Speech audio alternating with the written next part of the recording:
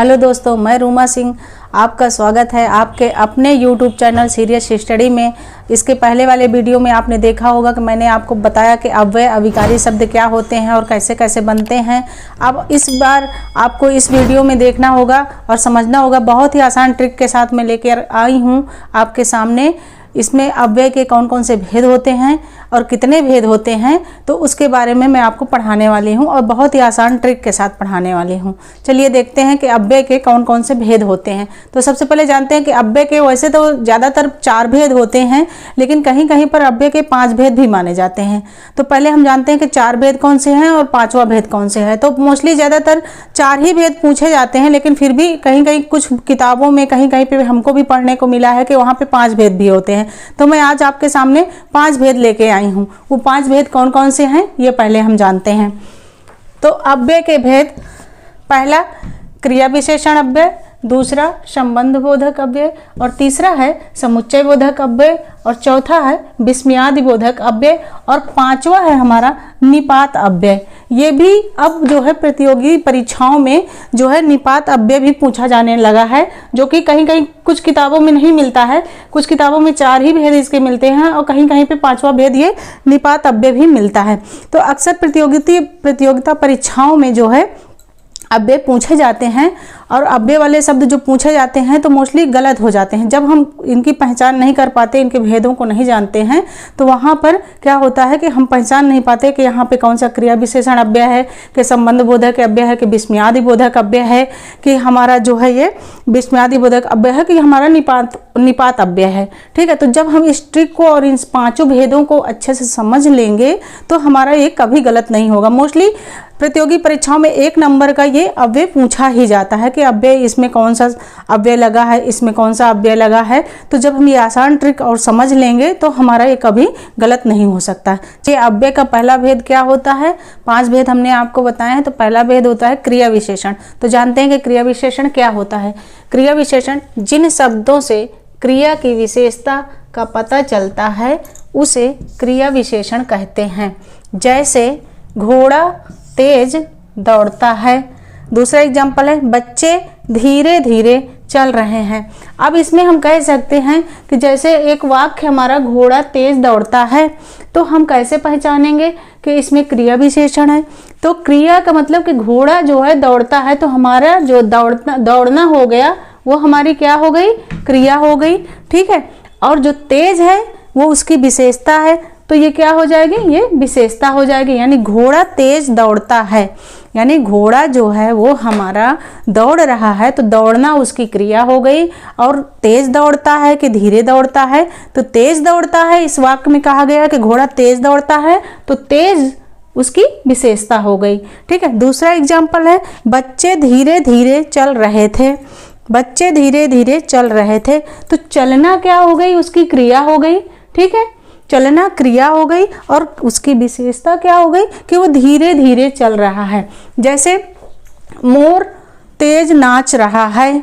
ठीक है, तो नाचना क्या हो गई? उसकी क्रिया हो गई, और तेज नाच रहा है तो ये उसकी विशेषता हो गई। ठीक है, अगला दूसरा देखते हैं कि संबंध बोधक अव्यय क्या होता है। संबंध बोधक अव्यय जो अव्यय किसी संज्ञा के बाद आकर संज्ञा का संबंध वाक्य के दूसरे शब्द से दिखाते हैं उसे संबंध बोधक अव्यय कहते हैं। जो अव्यय किसी संज्ञा के बाद आकर उस संज्ञा का संबंध वाक्य के दूसरे शब्द से दिखाते हैं उसे संबंध बोधक अव्यय कहते हैं। जैसे से दूर, इसके शब्द हैं जो ये संबंध बोधक अव्यय में यूज किए जाते हैं। कोई भी वाक्य होता है तो कहने का मतलब कि जो 2 वाक्य होते हैं या 2 शब्द होते हैं। ठीक है, जैसे मोहन है, राम है, क्या हो गए?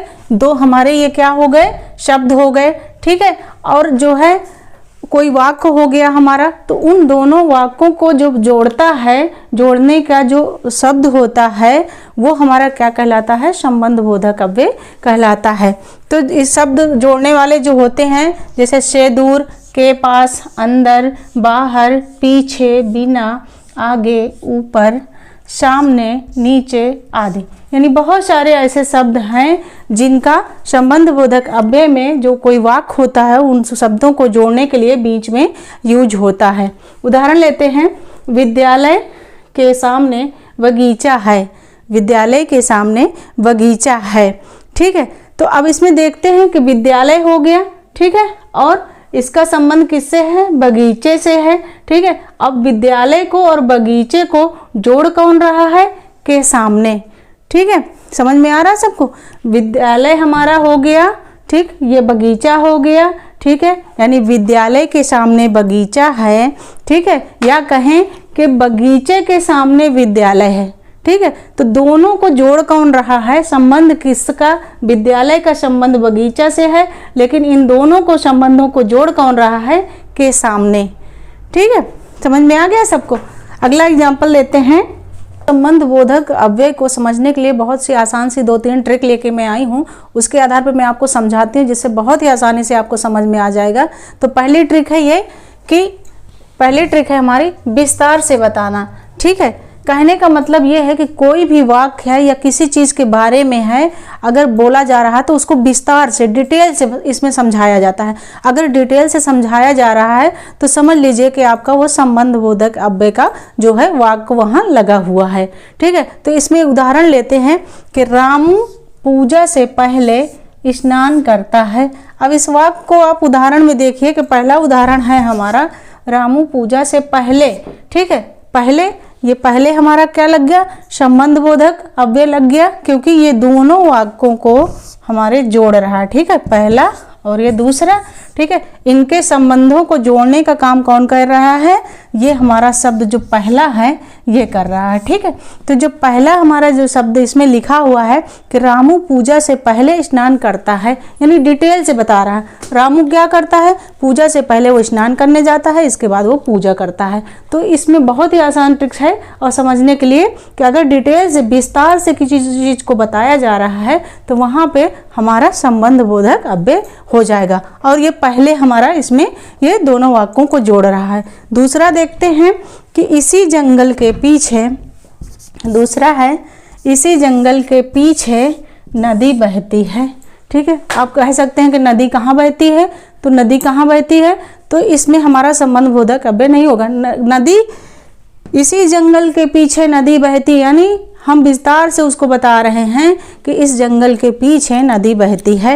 अब पीछे जो हमारा शब्द है ये क्या हो गया? ये हमारा संबंध बोधक शब्द है जो हमारे दोनों, इसी जंगल यानी एक वाक्य और ये नदी बहती है हमारा दूसरा वाक्य, इन दोनों को आपस में जोड़ रहा है। संबंध का मतलब कि आपस में जोड़ना, किसी भी वाक्य को आपस में जो शब्द जोड़ते हैं वो संबंध बोधक अव्यय कहलाते हैं।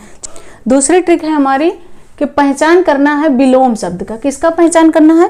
विलोम शब्द, यानी जो संबंध बोधक अव्यय होते हैं उसमें विलोम शब्द होते हैं, जैसे आगे का, पीछे, दूर का, पास, ऐसे कई शब्दों का इस्तेमाल किया जाता है। यानी बहुत ही आसान तरीका है कि हम कैसे पहचानें कि ये संबंध बोधक अव्यय के शब्द हैं। तो इस चीज़ को भी ध्यान रखना है कि इसमें विलोम शब्द का यूज होता है।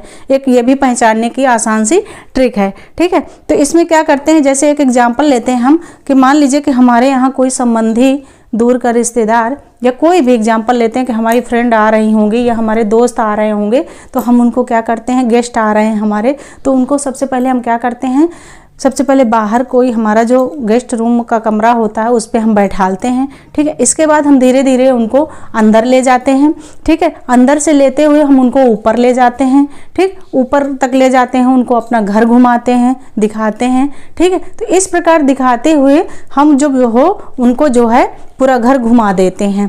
तो इस तरह ये आसान से ट्रिक है समझने के लिए कि कोई भी संबंधी रिश्तेदार हमारा आता है तो हम उसको पहले बाहर बैठालते हैं, बाहर के कमरे में, ठीक है। तो अब यहाँ पे मान लीजिए आपका बाहर आ गया, तो बाहर का विलोम क्या होता है, अंदर होता है, ठीक है। फिर हम उसको ऊपर ले जाते हैं, कि चलिए हम आपको ऊपर सीढ़ियों से ले जाते हैं और वहाँ ऊपर का कमरा दिखाते हैं, ऊपर की छत दिखाते हैं। तो ऊपर का विलोम शब्द क्या हो गया, नीचे हो गया। तो इस तरह करके हम इस तरह इसमें बहुत से आसान है कि हम इसमें विलोम शब्द का यूज होता है। ये दूसरी ट्रिक है, इसके आधार पे भी हम संबंध बोधक अव्यय को समझ सकते हैं और याद रख सकते हैं। तो हमारा परीक्षाओं में कभी भी गलत नहीं हो सकता। जो भी 1 नंबर का 2 नंबर का इसमें आता है, पूछा जाता है प्रतियोगी परीक्षाओं में, तो कभी भी आपका संबंध बोधक अव्यय गलत नहीं हो सकता है। तो इसमें क्या करते हैं, जैसे कुछ विलोम शब्द हम लिखते हैं। बाहर, बाहर का क्या हो जाएगा, अंदर। दूर यानी पास। ऊपर का विलोम शब्द नीचे। और आप लोगों को ये तो इतना तो पता ही है, सभी लोगों को, सभी बच्चों को इतना तो पता है, सभी दोस्तों को, कि विलोम शब्द हमेशा एक दूसरे के अपोजिट होता है, उल्टा ही होता है। अगर ऊपर है तो नीचे होगा और नीचे है तो ऊपर होगा। ये संबंध बोधक अव्यय के कुछ उदाहरण लेते हैं, उनको देखते हैं। तो पहला उदाहरण है राधा बाहर जाती है। तो इसमें जो बाहर शब्द है हमारा, ये क्या है, ये अव्यय है। ठीक है, कौन सा अव्यय है, सबको पता है, ये आपका संबंध बोधक अव्यय है। ठीक है, दूसरा एग्जाम्पल है हमारा, उदाहरण है मकान के पीछे गली है।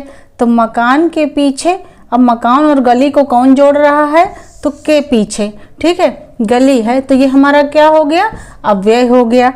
तीसरा एग्जाम्पल है मोहन पूजा से पहले स्नान करता है। तो पूजा से पहले क्या करता है, स्नान करता है। तो ये पहला शब्द हमारा क्या हो गया, ये संबंध बोधक अव्यय हो गया, क्योंकि ये एक दूसरे को जोड़ रहा है। क्योंकि ये नहीं होगा तो ये दोनों शब्द हमारे जो वाक्य हैं ये जुड़ेगा नहीं। ठीक है, तो ये हमारा क्या हो गया, ये हमारा संबंध बोधक अव्यय हो गया। अगला एग्जाम्पल है वृक्ष के ऊपर पंछी बैठे हैं। किसके ऊपर बैठे हैं, वृक्ष के ऊपर बैठे हैं। अरे वृक्ष होगा, ठीक है, तो वृक्ष के ऊपर पंछी बैठे हैं। वृक्ष है और पंछी बैठे हैं, तो वृक्ष और पंछी का संबंध है। ठीक है, तो किसके ऊपर बैठे हैं, वृक्ष के ऊपर बैठे हैं। अगला है सोहन दिन भर खेलता है। कितने भर खेलता है, दिन भर खेलता है। ठीक है, तो इस तरह हमारा ये संबंध बोधक अव्यय के कुछ एग्जाम्पल थे और हम समझ रहे हैं कि आप लोगों को समझ में आ गया होगा कि संबंध बोधक अव्यय क्या है और इसको कैसे समझना है। और उसकी कितनी ट्रिक हमने बताई, आपको 2 ट्रिक बताई और बहुत सारे एग्जाम्पल बताए, जिससे आपको समझ में आ गया होगा। आ गया समझ में सबको। आइए देखते हैं तीसरा भेद कौन सा है। तो तीसरा भेद है हमारा समुच्चय बोधक अव्यय। समुच्चय बोधक अव्यय, तो जो शब्द 2 शब्दों, वाक्यों और वाक्यांशों को जोड़ते हैं, उन्हें समुच्चय बोधक अव्यय कहते हैं। इन्हें योजक भी कहा जाता है। ये शब्द 2 वाक्यों और परस्पर जोड़ते हैं। ये शब्द क्या करते हैं, 2 वाक्यों को परस्पर जोड़ते हैं।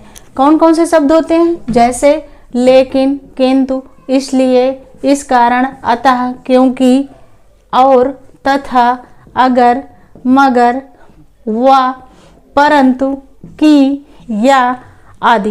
यानी ऐसे बहुत सारे शब्द होते हैं जो 2 शब्दों को या 2 वाक्यों को आपस में जोड़ते हैं। ठीक है, एग्जाम्पल लेते हैं, उदाहरण लेते हैं। आंधी आई और पानी बरसा। ठीक है, आंधी आई, पानी बरसा, तो ये हमारा क्या हो गया, ये हमारा पहला वाक्य हो गया। ये हमारा क्या हो गया, दूसरा वाक्य हो गया। और इन दोनों वाक्यों को परस्पर जोड़ता कौन है, और क्या है हमारा, और ये है हमारा, यहाँ से हमने लिया समुच्चय बोधक अव्यय शब्द है जो 2 वाक्यों को जोड़ता है या 2 शब्दों को आपस में जोड़ता है। कुछ और उदाहरण लेते हैं समुच्चय बोधक अव्यय के, जैसे गीता गाती है और सीता नाचती है।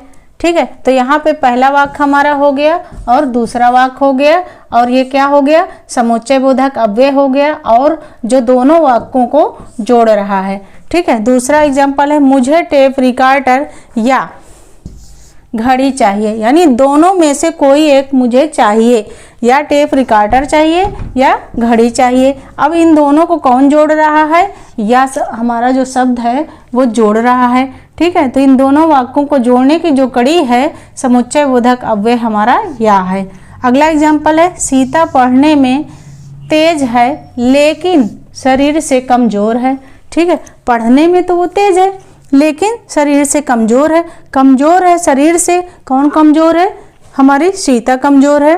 तो ये हमारा क्या हो गया, समुच्चय बोधक अव्यय हो गया। समुच्चय बोधक अव्यय के जो होते हैं वो क्या करते हैं, किसी दो शब्द या वाक्यांशों को जोड़ते हैं। तो हमारा पहला वाक्य और ये हमारा दूसरा वाक्य, ये हमारा हो गया समुच्चय बोधक। ठीक है, ये हमारा हो गया समुच्चय बोधक शब्द। इन दोनों को जोड़ने की कड़ी क्या कर रहा है, लेकिन। अब इसी में हम एक तरफ ये भी कर सकते हैं, लेकिन जैसे सीता पढ़ने में तो तेज है, मगर यहाँ मगर भी कर सकते हैं। ठीक है, मगर शरीर से कमजोर है। फिर एक और हम कर सकते हैं कि सीता पढ़ने में तो तेज है किंतु, यहाँ किंतु भी हम डाल सकते हैं समुच्चय बोधक शब्द, किंतु शरीर से कमजोर है। तो अगला एग्जाम्पल है हमारा, सेब तथा नारंगी फल हैं। ठीक, सेब तथा नारंगी फल हैं। तो ये तथा क्या हो गया हमारा, सेब हमारा एक शब्द हो गया, नारंगी एक शब्द हो गया हमारा। ठीक है, ये दोनों क्या हैं, फल हैं, और इनको जोड़ने का काम क्या कर रहा है, ये तथा कर रहा है, जो हमारा समुच्चय बोधक अव्यय है। ठीक है, अगला एग्जाम्पल है हमारा, मोहन और सोहन एक ही कक्षा में पढ़ते हैं। कहने का मतलब है कि मोहन ये हमारा पहला शब्द और सोहन हमारा दूसरा शब्द कहाँ पढ़ते हैं, एक ही कक्षा में पढ़ते हैं। और इन दोनों शब्दों को जोड़ने के लिए हमारा जो और लगा हुआ है ये क्या है, समुच्चय बोधक अव्यय शब्द है, जो दो वाक्यों को जोड़ रहा है और जोड़ करके एक वाक्य बना रहा है। तो इस तरह करके हमने बहुत सारे एग्जाम्पल बताए हैं जिससे आपको आसानी से समझ में आ जाए कि समुच्चय बोधक अव्यय कहाँ यूज होता है, कैसे यूज होता है। दो शब्दों में यूज होता है और दो वाक्यांशों में यूज होता है।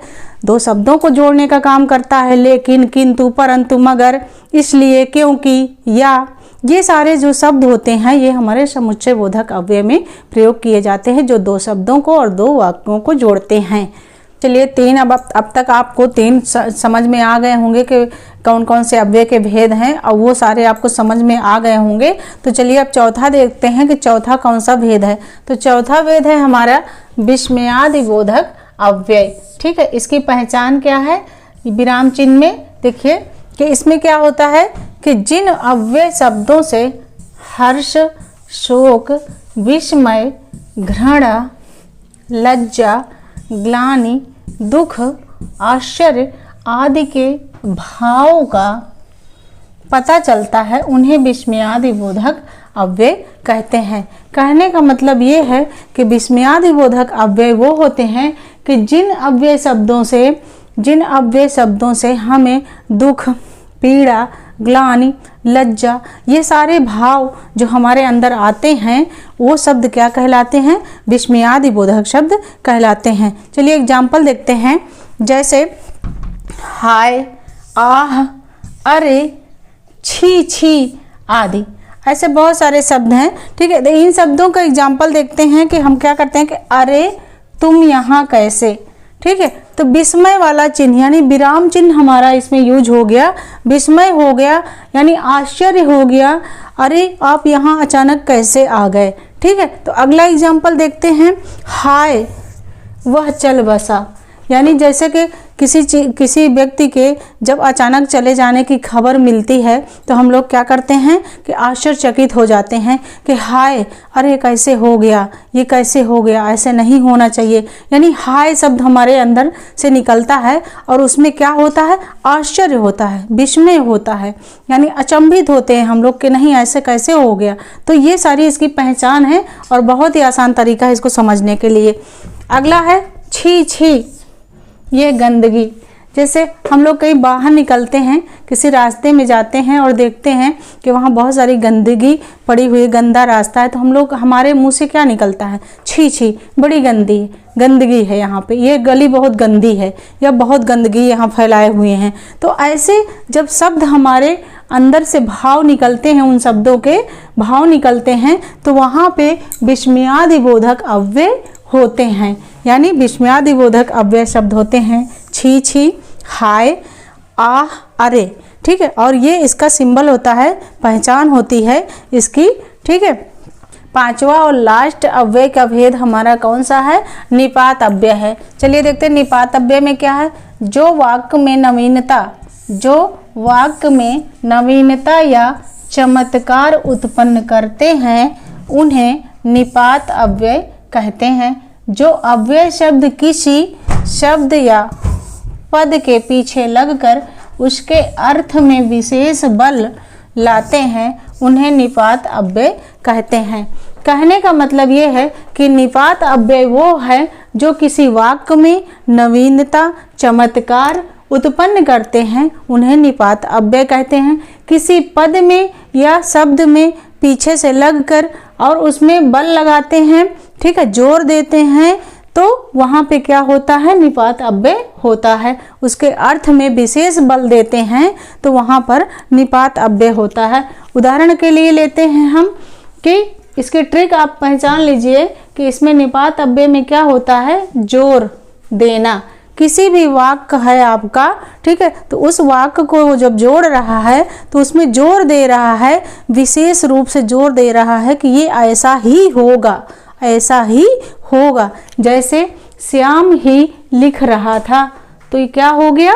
श्याम ही लिख रहा था, यानी ये ही जो है हमारा, ठीक है, मतलब कि कोई और नहीं लिख रहा था। इस वाक्य में जो है श्याम ही लिख रहा था, ठीक है, तो क्या जोर दे रहा है कि कोई और नहीं लिख रहा था, श्याम ही लिख रहा था, यानी क्या हो रहा है? जोर दे रहा है। ठीक है, दूसरा एग्जाम्पल है चांदनी भी जाएगी। ठीक है, चांदनी भी जाएगी, यानी कोई और जाए तो जाए, वो तो ठीक है, लेकिन चांदनी भी जाएगी, यानी उस पर जोर दिया जा रहा है वाक्य में, तो क्या है? चांदनी भी जाएगी। चलिए कुछ और उदाहरण लेते हैं। तो पहला उदाहरण है राम ने ही रावण को मारा था। ठीक है, अब इस वाक्य से, एग्जाम्पल से आप समझिए कि राम ने ही, ठीक है, कोई दूसरा नहीं, इस वाक्य में जोर दिया जा रहा है कि राम ने ही रावण को मारा था। ठीक है, अगला है सीता भी दिल्ली जाएगी, यानी और जो जाएंगे वो तो जाएंगे, सीता के लिए जोर दिया जा रहा है कि सीता भी दिल्ली जाएगी। अगला एग्जाम्पल है तुम तो कल नागपुर जाने वाले थे। तुम तो, अब यहाँ पे तुम के लिए तो जोर दिया जा रहा है कि तुम तो कल नागपुर जाने वाले थे। इस तरह करके हमने आप लोगों को 5 प्रकार के अव्यय के भेद पढ़ाए और हम समझ रहे हैं कि आप लोगों को समझ में आ गया होगा, सभी को अच्छे से, बहुत से आसान तरीके के साथ मैंने आप लोगों को समझाया है और आप लोगों को समझ में आ जाएगा। दोस्तों, अगर मेरा ये वीडियो आप लोगों को पसंद आया हो तो वीडियो को लाइक करें और दोस्तों को शेयर करें, और यदि चैनल में आप लोग नए हों तो चैनल को ज़रूर सब्सक्राइब कर लें। मिलते हैं नेक्स्ट वीडियो में। Bye bye, take care.